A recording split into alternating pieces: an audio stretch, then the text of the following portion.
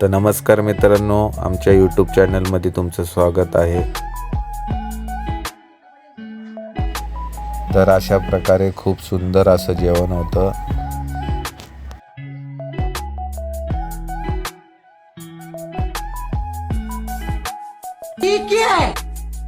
तर आमचं जेवण झाल्यानंतर आम्ही मंदिराकडे निघत आहोत। तर आम्ही थोडीफार शॉपिंग इथं केली।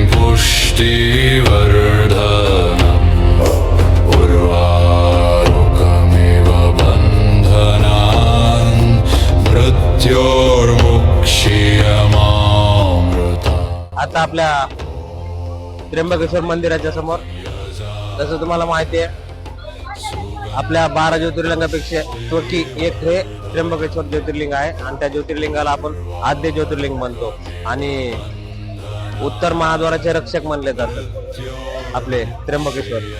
तर तुम्ही पाहू शकता, आता कसं थोडंसं काम चालू आहे, नाहीतर तुम्हाला कळस वगैरे व्यवस्थित दिसला असता। काम चालू असल्यामुळं थोडंसं मंदिर पूर्णपणे दिसत नाहीये। तर मित्रांनो पहा, चला तुम्हाला दर्शन घडवतो, मग आतमध्ये या, आपण पाहूया, चला।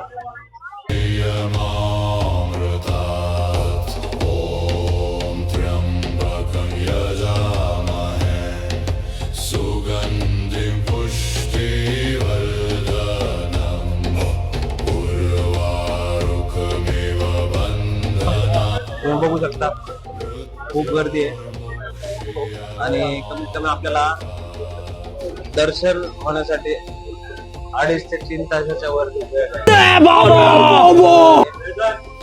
तर पाहूया। तुम्ही बघू शकता गर्दी किती आहे, वरून खूप गर्दी आहे। आज खूप पुढे लाईन, मोठी मोठी लाईन। तर दर्शन घेण्यासाठी खूप अशा